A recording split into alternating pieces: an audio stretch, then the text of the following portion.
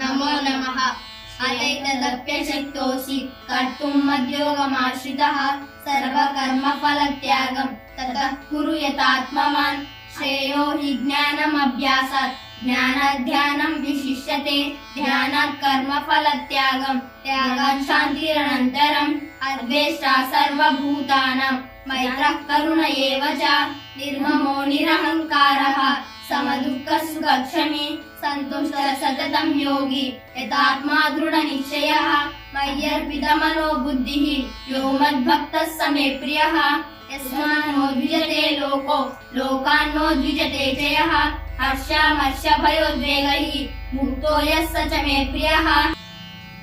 अनपेक्षः शुचिर्दक्ष उदासीनो गतव्यतः।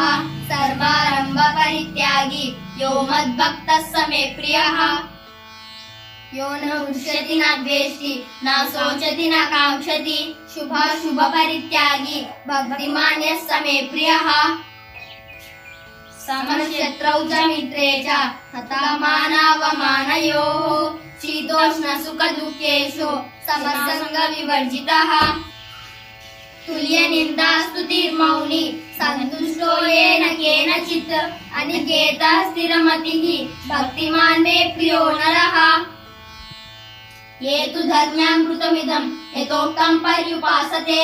श्रद्धावान् मत्परमा भक्तास्तेतीव मे प्रियाः। धन्यवादः।